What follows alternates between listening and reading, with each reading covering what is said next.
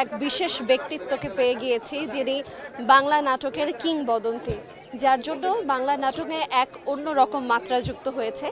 আমরা তার নামটা বলার আগে আমরা সরাসরি তার সঙ্গেই কথা বলি যে আমি এতক্ষণ কার সম্পর্কে কথা বলছি। চলো তার সঙ্গে কথা বলা যাক। ভাইয়া কেমন আছে? এই তো আছি, খুবই ভালো আছি। আর বইমেলায় আসলে তো অন্যরকম ভালো লাগা, উন্মাদনা, ভাষার মাস। এই সময় আমাদের বাংলাদেশের মানুষদের ভেতরে একটা এমন এক বোধের জাগ্রত হয়, পুরো দেশ নিয়ে, ভাষা নিয়ে। এটা ভালো লাগার মাস আর কি। আজকাল আমরা অনেকেই কথা বলি যাদের কথার মধ্যে বাংলা উচ্চারণে একটা ইংরেজির প্রতিফলন থাকে। সেই বিষয়টি সম্পর্কে আপনি কি বলবেন?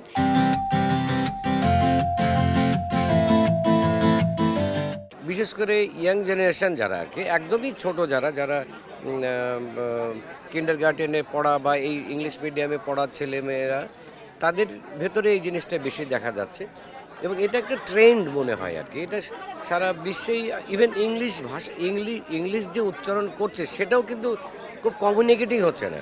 তো বাংলা ইংলিশ মিলিয়ে এদের, এবং শর্টকাট, এই যে ব্রো ব্রো ব্রাদার না, আমাদের ব্রো, ইভেন লিখিত আকারে সেরকমই করছে। সংক্ষিপ্ত হতে হতে এটা কোন দিকে যাচ্ছে এটা আসলে খুবই বোঝা মুশকিল। সময়ই আসলে নিয়ে যায়, সব কিছুকে উড়িয়ে নিয়ে যায় বা আবার ফিরিয়ে দেয়, এরকম একটা কিছু বিষয়। তো এটা আমাদের যারা সচেতন, আমরা ভাবে, বিশেষ করে শিল্প সাহিত্যের সাথে আমরা যারা জড়িত, আমাদের এটা স্পেশালি আলাদা একটা দায়িত্ব।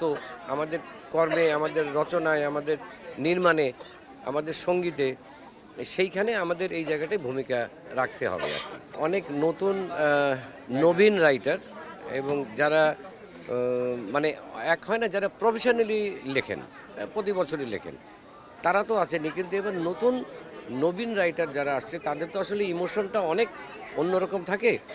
যেরকম আরফান আহমেদ, আমি এর সাথে তুলনা করব কি, মানে আমরা যখন ছোট ছিলাম, ক্লাস 8-9-এ, আমাদের বাংলাদেশে প্রেমে পড়ি কোন সময়, ওই কেউ 6-6-এ, কেউ 8-9-এ, কেউ 10-এ। তো ওই যে প্রেমে পড়ার যে উন্মাদনা থাকে ভেতর থেকে, রক্তে যে নাচন লাগে, তো সেই রকম একটা বিষয় নতুন যারা লেখেন, নতুন যারা গান করেন, তাদের লেখায়, তাদের প্রকাশে ওই রকম একটা ভেতরের একটা ইমোশন কাজ করে। তো সেই হিসাবে নতুন যারা লিখছেন, আমি নতুনদের অনেক বই আমি এবার নিয়েছি। কিছুটা পড়া হয়েছে, কিছুটা পড়া হয়নি, তবে অবশ্যই ডিফারেন্ট ট্রেডিশনের বাইরে গিয়ে। এখনকার নতুনদের চিন্তা তো ডিফারেন্ট, সেই চিন্তাগুলোই নতুন যারা লিখছেন তাদের বইতে আছে আর কি। সেটা অবশ্যই আমাদের এই সময়ের মানুষদেরকে আলোড়িত করবে, আমি বিশ্বাস করি। এবারের বইমেলায় সব লেখকদের মধ্যে একটা বিষয়, যে এই বিষয়টি মানে যাদের অভিব্যক্তি প্রকাশ পেয়েছে, সেটি এরকম ছিল যারা দর্শক ছবি তুলছেন, চলে যাচ্ছেন, বইটা ঠিক কিনছেন না। এই বিষয়ে আপনার কাছ থেকে একটু জানতে চাইবো, আপনি কি বলবেন?